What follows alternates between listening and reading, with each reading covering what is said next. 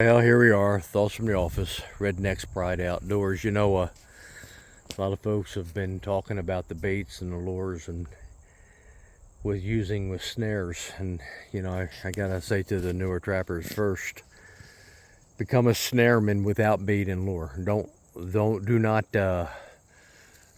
learn how to snare with bait and lures. Learn how to snare without bait and lures.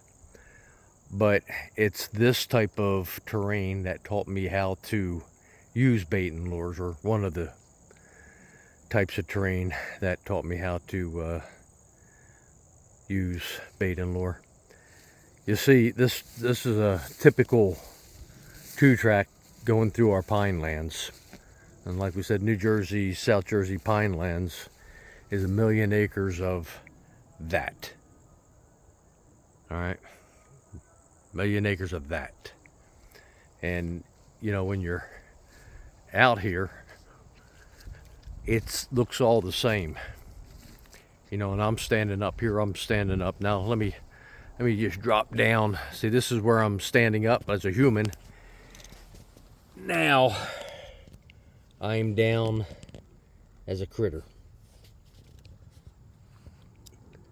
All right, coyote, fox. Here's your fox right here. And here's your coyote.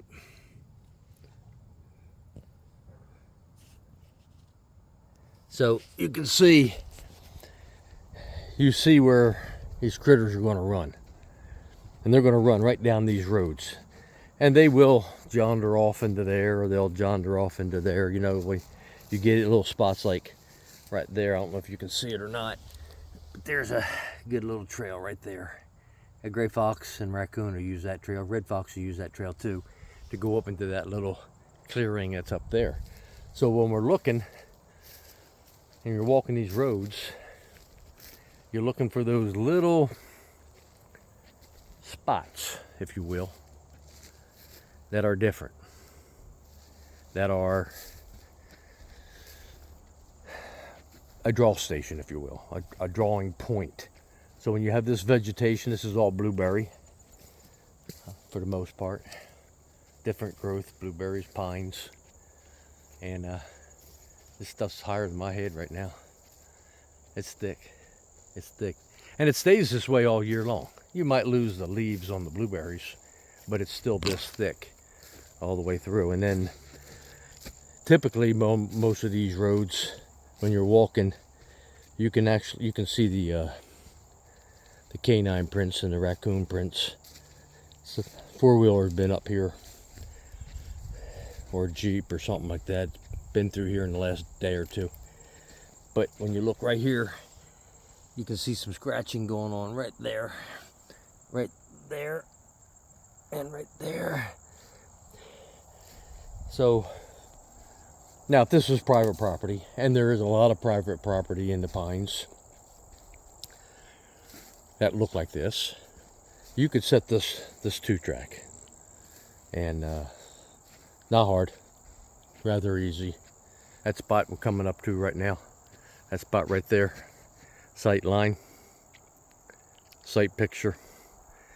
All right, he's back this far, and he already knows which one he's going to go in. Now, my experience, or my thought, is he'll probably go to this side here because it's a little bit higher. This side right here, you can see had a mud puddle on it.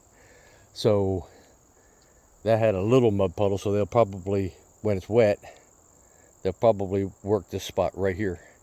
And you could set a cable restraint right there. Be not a problem, especially if there's water in these holes. The key is the critters. Well, here you go. You can see the tracks right there. Everything's moving. Still walking that center. They get used to walking this center. Even though there's no water in it, they're going to walk the center. Now in a case like this, he can draw that way because it's a little bit higher, or he can go this way. And he's going to come right on up into here. And right here is a perfect example, especially this one right here. Perfect example of putting a cable restraint right there. probably put a cable restraint right down in there. Not that much blocking up. And as we come up, the road shoots out to the right, and continue straight on down. So you could put cable restraints up in that grassy area, right on up in there, anywhere in there. You could. Another thing you're going to have here is there's a trail right there. You can hardly see it, but right there. It literally goes right here, goes right there, it goes right on up, right straight through there, and there's a brush pile right here. So your gray foxes and your red foxes is going to work this area. So little cable restraint up there.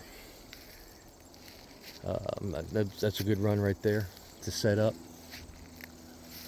Okay, but as you see, if this was public ground, it is public ground.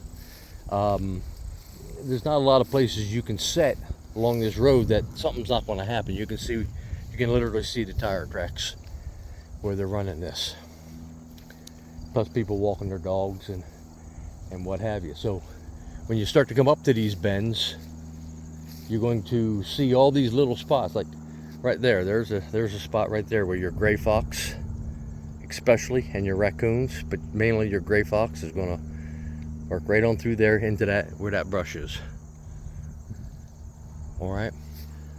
But it's this area, this type of an area, that taught me how to use bait and lure.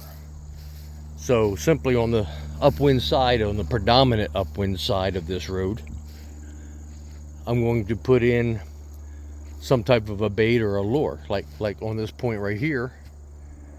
I could put up in those trees, I could hang some scent, I could put some bait and lure. I could actually dig up, go back to those trees right back in there, and hang a bag of bait, hang a bucket of bait. Your imagination is what's keeping you.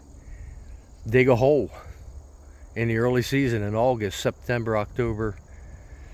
Dig that hole, get them coming in there. That way you know they're going to use that little hole. And then all of a sudden, that little trail right there, rather, all of a sudden you'll see these other little trails starting to figure out for your red fox and your gray fox.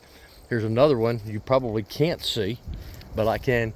Right there is a trail right there. Right there. Coming right through here.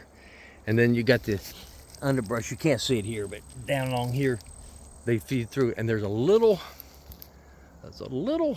opening. A little road. Used to be an old road, I guess, back in there.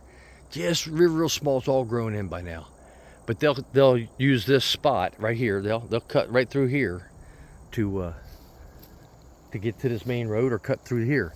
And the upwind side, you could go up into there and 20-30 feet and put bait in, or put a scent in, or hang our 911 on that persimmon tree right there. There's a persimmon tree right there.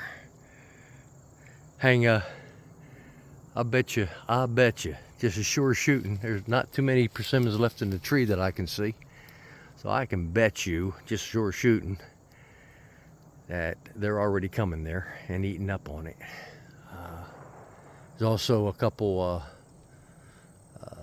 black gum in there, and the raccoons and the fox love those black gum berries also. So this is where you come out here, you spend some time looking around, enjoy yourself. Just walking the roads, looking for the obvious things that catch your eye. And then go on the upwind side. I go on the upwind side of the trails. If I get a lot of wind that's switching back and forth, then I'll go on upwind side of the trail.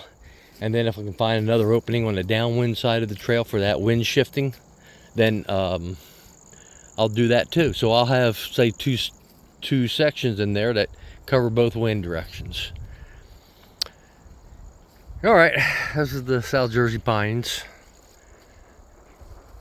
You can catch a glimpse of that old road that I was talking about right through there, right there, right through there. It's all grown up and it's all filled in now.